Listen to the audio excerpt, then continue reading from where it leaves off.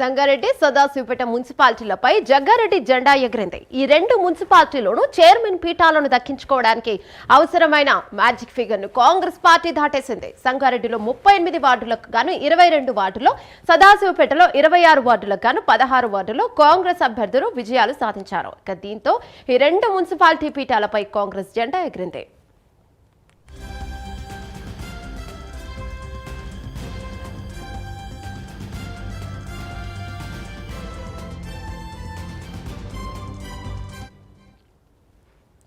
సంగారెడ్డి సదాశివపేట మున్సిపాలిటీలో Congress party chairperson, vice chairperson అభ్యర్థులు ఎవరుంటారనే విషయాన్ని జగ్గారెడ్డి ముందుగానే ప్రకటించారు. ఎక్కడా కూడా ఇలా పేర్లను ప్రకటించే సాహసం ఏ పార్టీ కూడా చేయలేదు. ఈ విషయంలోనూ జగ్గారెడ్డి సక్సెస్ అయ్యారు. సంగారెడ్డి సదాశివపేటలో చైర్పర్సన్, మున్సిపల్ చైర్పర్సన్ అభ్యర్థులుగా ప్రకటించిన వారంతా ఈ ఎన్నికల్లో విజయం సాధించారు.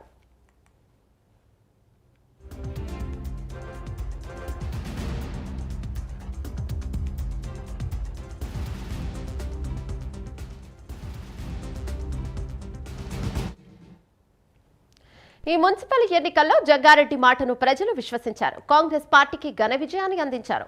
కాంగ్రెస్ అభ్యర్థులను గెలిపిస్తే ఒక్కో వార్డుకు 8 కోట్ల నిధులు ఇప్పిస్తానని జగ్గారెడ్డి తెలిపారు. ఈ రెండు మున్సిపాలిటీలోనూ పేదలకు ఇళ్ల జాగాలు ఇప్పిస్తానన్నారు. సంగారెడ్డి సదాశివపేటలో ప్రజలతో ఆయన ముఖాముఖి నిర్వహించారు. ఈరోజు పాలిచ్చే ఆవులాంటి వాడినని, తనను కాపాడుకోవాలని ప్రజలకు విజ్ఞప్తి చేశారు. మీ అభ్యర్థులను గెలిపించుకోండి, అభివృద్ధి చేసే బాధ్యత నాది అంటూ భరోసానిచ్చారు. దీంతో ప్రజలు సంగారెడ్డి సదాశివపేట మున్సిపాలిటీలో కాంగ్రెస్ పార్టీకి పట్టం కట్టారు.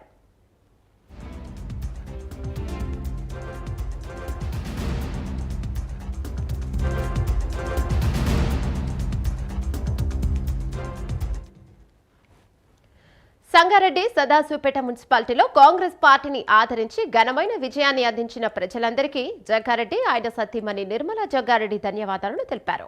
పార్టీ అభ్యర్థుల విజయం కోసం అహర్నిశలు శ్రమించిన పార్టీ నాయకులు, కార్యకర్తలకు పేరు పేరున కృతజ్ఞతలను చెప్పారు. ఇచ్చిన హామీ మేరకు సంగారెడ్డి సదాశివపేట మున్సిపాలిటీల అభివృద్ధికి కట్టుబడి ఉన్నానన్నారు జగ్గారెడ్డి. ముఖ్యమంత్రి రేవంత్ రెడ్డి, జిల్లా మంత్రి దామోదర్ నరసింహ, జిల్లా ఇన్ఛార్జి మంత్రి వివేక్ వెంకటస్వామి సహకారంతో ఈ రెండు మున్సిపాలిటీలను సమగ్రంగా అభివృద్ధి చేస్తానన్నారు.